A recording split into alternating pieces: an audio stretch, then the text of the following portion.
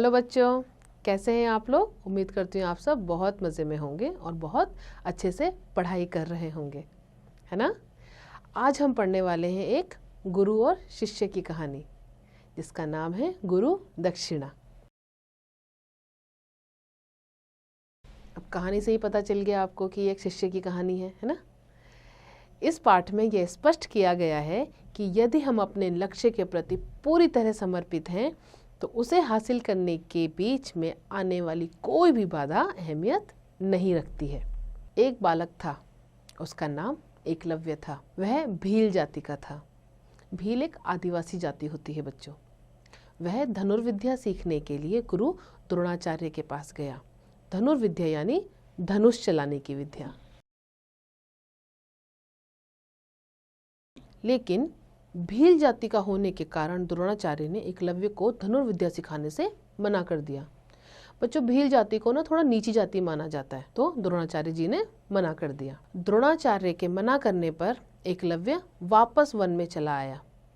वहां पर उसने द्रोणाचार्य की एक मिट्टी की मूर्ति बनाई। मूर्ति यानी एक प्रतिमा बनाई। उस मूर्ति को अपना गुरु बना लिया और उसी मूर्ति के सामने धनुष बाण चलाने का अभ्यास करने लगा। प्रतिदिन अभ्यास करने से एकलव्य धनुष बाण चलाने में प्रवीण हो गया। प्रतिदिन का अर्थ होता है बच्चों डेली, रोज। और प्रवीण का अर्थ होता है बच्चों वो बिल्कुल तेज हो गया, उसको अच्छे से आने लग गया कि धनुष बाण को कैसे चलाया जाता है। एक दिन की बात है, कौरव और पांडव वन में शिकार खेलने के लिए निकले। वे शिकार के इधर उधर घूम रहे थे। तभी वे देखते हैं कि एक कुत्ता भौं भौं करके एकलव्य के अभ्यास में विघ्न पैदा कर रहा था।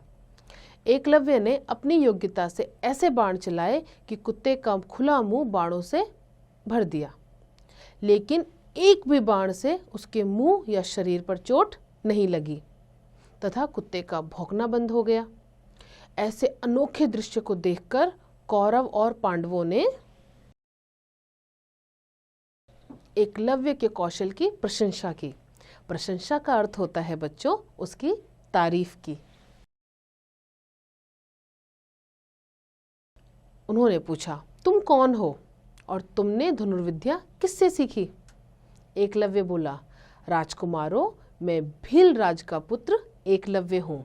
मेरे गुरु द्रोणाचार्य हैं। मैं यहाँ धनुर्विद्या का अभ्यास करता हूँ। आश्रम पहुंचकर राजकुमारों ने गुरु द्रोणाचार्य को सारी बातें बताई। द्रोणाचार्य यह सुनकर आश्चर्यचकित रह गए, यानी सरप्राइज हो गए, अमेज्ड हो गए। मैं तो किसी भी भील जाति के बालक का गुरु नहीं हूँ, और वह भील बालक धनुर्विद्या में इतना निपुण है तो आगे चलकर बालक से कोई नहीं जीत सकता। यह सोचकर वे तुरंत वन में एकलव्य के पास आए। एकलव्य ने द्रोणाचार्य को प्रणाम करते हुए कहा, मैं आपका शिष्य एकलव्य हूँ।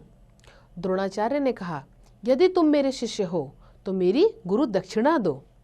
एकलव्य ने प्रसन्न होकर कहा, गुरुजी आज्ञा कीजिए। द्रोणाचार्य ने कहा, तुम मुझे अपने दाहिने हाथ का अंगूठा काट कर दो। एकलव्य गुरु की ऐसी कठोर आज्ञा सुनकर जरा भी घबराया नहीं, बल्कि प्रसन्नता पूर्वक अपने दाहिने हाथ का अंगूठा काटकर द्रोणाचार्य के सामने रख दिया। उस दिन से एकलव्य बिना अंगूठे के ही धनुष बाण चलाने का अभ्यास करने लगा। लेकिन अंगूठे के ना होने से वह धनुर्विद्या में सर्वश्रेष्ठ ना हो सका। सर्वश्रेष्ठ यानी जो सबसे श्रेष्ठ हो।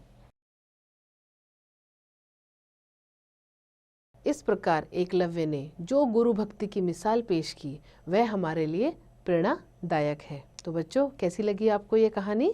बाकी इसका अभ्यास आप स्वयं कीजिए।